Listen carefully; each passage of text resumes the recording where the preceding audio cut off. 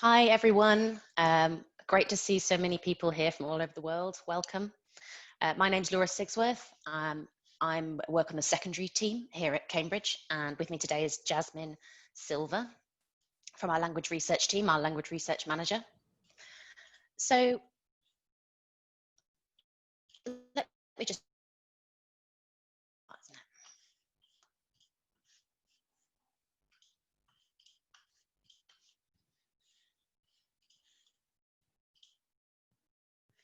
So today we're here to talk about developing life competencies with Own It and Shape It. So what do we mean by life competencies? So we're talking about the knowledge, the skills and the attitudes that we need to participate effectively in the world around us. They're skills that are relevant throughout our lives, through school, university, in work and in day-to-day life in general.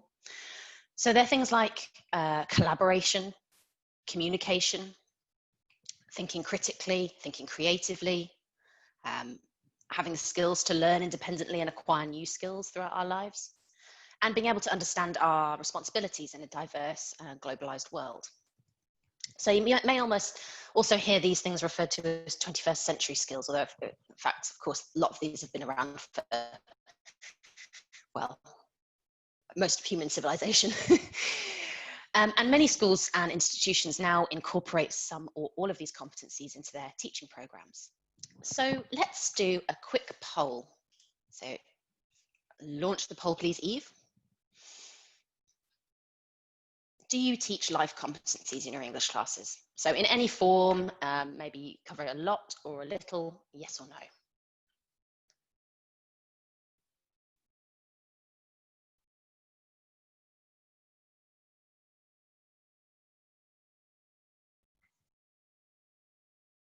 So I'll give it a few minutes for everyone to answer.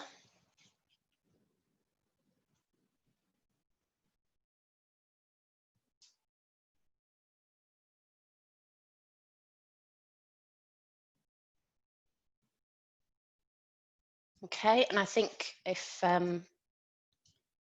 you could close the poll, Eve, I think we'll be able to see some results.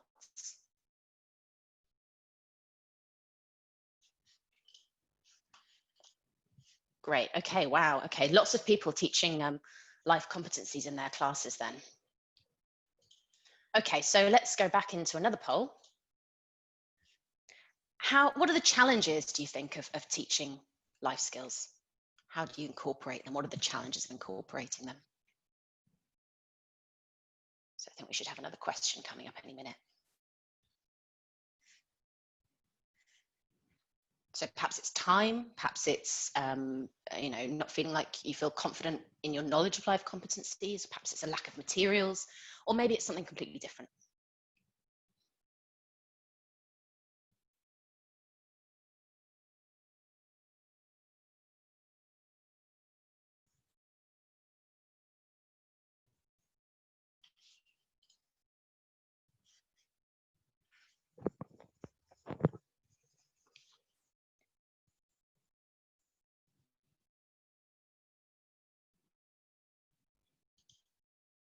Okay, so I think if we end the poll now, hopefully we'll be able to see the results. Okay, so if I drag it over here, I can see that quite a balance actually. Time is a big one, and of course time is already pressed in terms of teaching hours, knowledge as well, lack of materials, and other as well. So there are some challenges then to incorporating life competencies into a language syllabus. So if I hand over now to Jasmine, who is on the call, who's going to talk a bit about the life competencies framework, which is a way to perhaps approach some of these challenges. Absolutely. So I'm just going to run through in a nutshell what the Cambridge Life Competencies framework was designed to do. So it's designed to help teachers prepare their learners for all these challenges and opportunities that a fast changing world presents. But as you've pointed out in the poll, it's difficult to know exactly what competencies we should be teaching and what they involve. So the framework breaks these competencies down and gives a really detailed explanation of what each competency involves and what we should be teaching in our classrooms. It also applies these competencies to English language teaching, so we can get an idea of how we can integrate those into our classes. And finally, we ourselves integrate the knowledge from the framework into our materials, so that if time is an issue, which I know was the top response, you have some materials already through course books and so on. And we're going to look at one today, Own It and Shape It, and how we've integrated life competencies into those. So if we just have a look at the next slide, where I've just very briefly outlined the 6 key competencies that we cover in the framework. So let's see if I can beat Laura to naming all of them. So the first one is creative thinking, critical thinking. Oh yes, I'm ahead, that's good. Learning to learn, communication, collaboration, and social responsibilities. So those are the 6 key competencies that we cover. And today we'll look at learning to learn and collaboration in particular. So if we have a look at the next slide, this breaks down a little bit on a broad level what each of the competencies are. And if you look at the green, learning to learn, you can see this is about learners developing practical skills to support and take control of their learning and reflect on their own progress. So this is really key for developing autonomous learners, independent and self-directed learners. And in yellow, you can see collaboration. This is about learners working well together in groups through actively taking part in group activities, listening to others, sharing tasks, and finding solutions to problems. So again, really key skills for our students to master. And let's just have a look at learning to learn and how we've broken that down to explain what it involves. So you can see for each competency, we break down the main competency area, so learning to learn, into 3 core areas. So here we've got developing skills and strategies for learning, taking control of own learning, and reflecting on and evaluating own learning. And then we take those key areas and then break them down even further to give teachers an idea of what is really involved here. So looking at taking control of own learning, for example, we have setting goals, taking initiative to improve own learning, managing the learning environment, and managing attitudes and emotions. So we can already get a good idea of what is involved. But one final stage we've done is to create can-do statements for each of these areas at different stages of learning. So we understand that learning to learn is going to look different at pre-primary level than it will do at work. So for example, at pre-primary level, you might see your students asking the teacher for help, and that's the really kind of foundation skill that they would develop at this age. At secondary, it gets a bit more complicated and they're taking more ownership of their own learning and having a revision plan, putting together a revision plan themselves, and at work, again, a level higher, setting their own achievable language learning goals. So with all these layers of the framework, if you like, we hope to give a much better understanding to teachers of what these competencies are. And then, as I mentioned, we integrate them into our courses, our course books. And Laura's now going to show you how we've done this in Own It and Shape It. Right. We've used the life competency framework to create a really systematic approach to life skills, and Own It's a really great example of this. It's a 4-level British English course for teenagers, and it combines learner training and project work to develop life competencies. We've also got Shape It, which is an American English version. So let's have a look at actually what that means in terms of using life competencies. So learning to learn is a really key strand in Own It and Shape It. And this competency is all about helping students become more independent, more autonomous learners. So we've got 3 core areas: developing skills and strategies for learning. So that's things like recording vocabulary in a systematic way, keeping a homework diary, things like that. Then you've got taking control of their own learning. So that's about encouraging students to set learning goals, find opportunities to learn outside of the classroom. And then reflecting on and evaluating their own learning. So it's developing an awareness of what they can do well and areas where they might need to improve.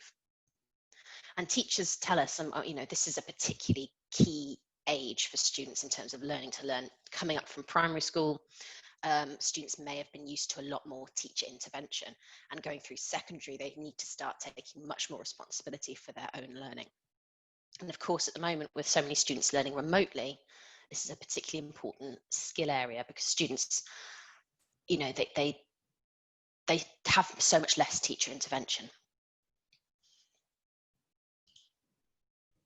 So Own It incorporates learning to learn activities throughout the course. These are small practical activities which relate to the language or the topic on the page. So just because we're developing the competency doesn't mean we're not focusing on language as well. And here you can see the Learn to Learn section is about noun and verb forms. So it's using examples from the text, raising students' awareness of language structure, and providing a clear way for them to record new vocab in their vocab notebooks. We've also included a Learn to Learn page at the end of every unit, which gets students to put these new skills into practice. All of the skills are taken directly from the framework, and so they're appropriate for the student's age and their language level. And pages, as you can see, include things like learning to use flashcards, challenging themselves, organising their notebooks, and helping partners improve speaking or writing. And this brings me nicely on to talking about collaboration, because peer learning and collaboration are also a key area, key part of the course.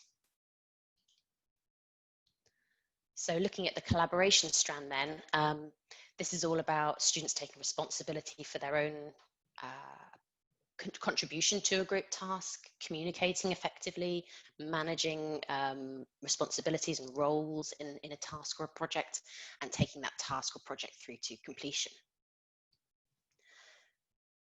So to kind of promote this skill, we've included a project for a unit in Own It and Shape It. These take the target grammar and the topic language from the unit and get students using it in a collaborative project. So again, we're not forgetting about language here. It's still really important that we're developing language, but this also allows us to develop other competencies alongside that. So here you can see an example from level 1. So that's A1, A1 plus. Students work together to design a food truck. So project work is designed to be as straightforward, as clear for students and teachers as possible. And so project pages always have a model. They have some preparation questions, clear advice and clear staging. As you can see on the right, we've got plan, present and check. So students ideally work as independently as possible from the teacher. Of course, we're talking about project work, but many of your students won't actually be physically together in the classroom, or at least perhaps not as much as you were maybe used to. It's a lot more difficult to do projects if you're learning at a distance. So as part of Own It and Shape It's digital package, we've developed this Collaboration Plus tool, which enables students to work together on projects remotely. So I shall show you this same project, and let's see what it looks like in Collaboration Plus. Okay, so hopefully now you can see this is a Collaboration Plus tool in Cambridge 1, which is the new learning platform. And you can see it's the same project, and we've got the clear stages again: get ready, plan and design, share and present, and reflect. And within each one of these stages, there are discrete tasks. So some of these tasks students might do on their own, and then some of these tasks are collaborative tasks. So let's go and have a look at what students have been doing in this task. So I'm logged as a teacher so I can see my students. Okay, so as you can see, students have been discussing what to name their food truck. So they can type their ideas in the box and it appears in real time in a conversation thread down here. And then, of course, as a teacher, I can also go in and provide advice, encouragement for students as well. So students work together to go through the different stages of the project, and that culminates in them sharing their project, sharing a link to their project in the platform, and then reflecting on their own individual and group performance. At this stage, teachers can also grade the project. So hopefully that's shown you how we can still do a bit of project work, even in these remote learning times. Let's come back to my slides here. Okay. And of course, I've been talking a lot about collaboration, but project work doesn't, of course, just develop the collaboration competency. It can develop lots of other competencies at the same time. So of course, language is one of them. But this project, for example, it's designing a timeline for an invention. So students obviously are required to collaborate, but the project also involves some critical thinking. It involves learning to learn, this time management, really, really important. Creativity, because students have to think about how they're going to present their timeline. And communication, how are they going to communicate their timeline to the rest of the class. So project work really is a great way to develop life competencies without, sacrificing any time spent on language.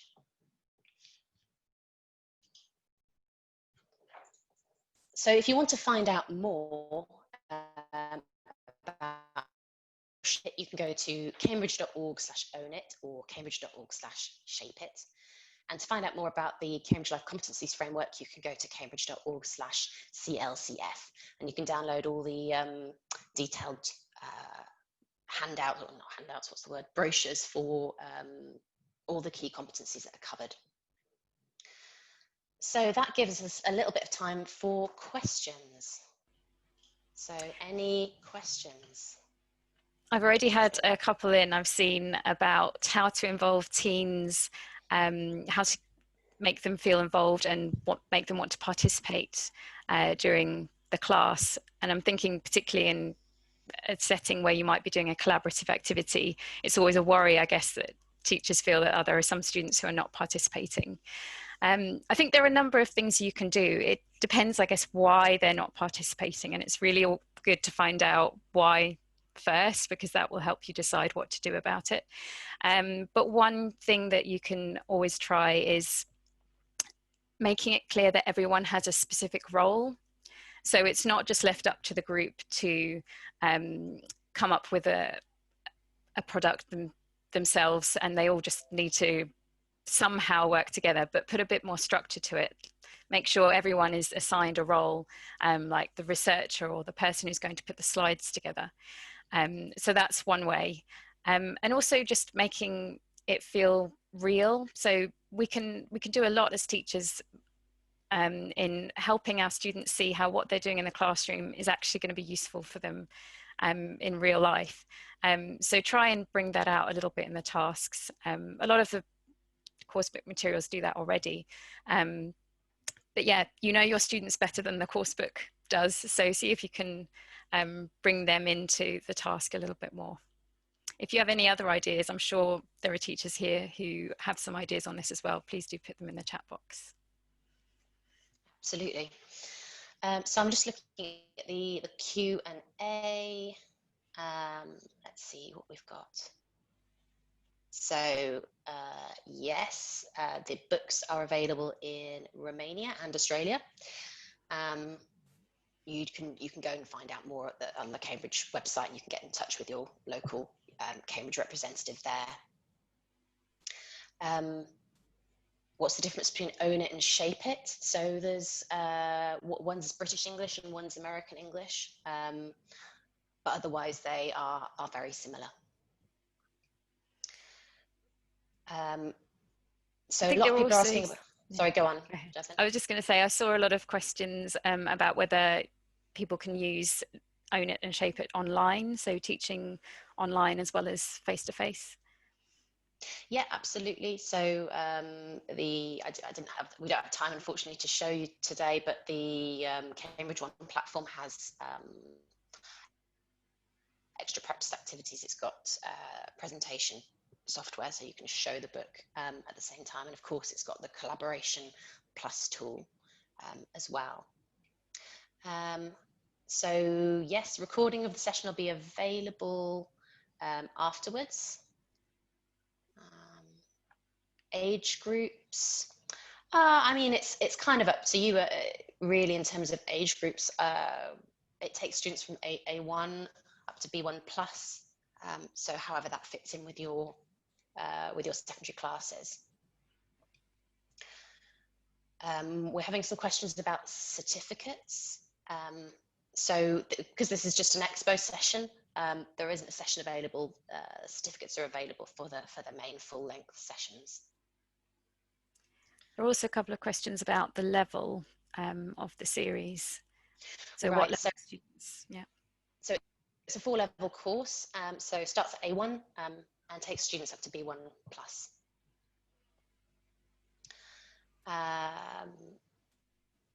Seeing what else there are other questions that are.